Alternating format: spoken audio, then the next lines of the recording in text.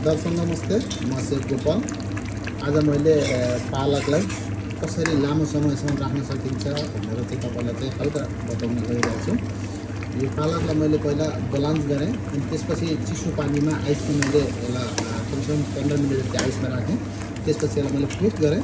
Paste गरिसकेपछि मैले यसमा तेल राखेँ, जिन्जर गार्लिक र क्युमिन सिड राखेर यसलाई चाहिँ मजाले यसलाई चाहिँ मैले फ्राई गर्दैछु। यसलाई चाहिँ मजाले चाहिँ फ्राई गरेर यसलाई चाहिँ राख्नुभयो भने चाहिँ यसको पानी जति तपाईँले पालकमा पानी थियो त्यो पानी सबै सुक्यो भने तपाईँको पालक चाहिँ कलर फ्याट हुँदैन अनि लामो समय पनि राख्न सकिन्छ।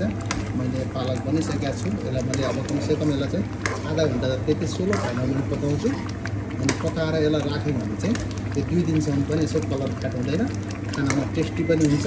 अब यसपछि तपाईँले केही गर्नु पर्दैन, सिर्फ तड्का लगाएर पनिर हो भने पनिर एड गर्न सक्नुहुन्छ, चिकन हो भने चिकन एड गर्न सक्नुहुन्छ, जेमा पनि एड गर्न सक्नुहुन्छ।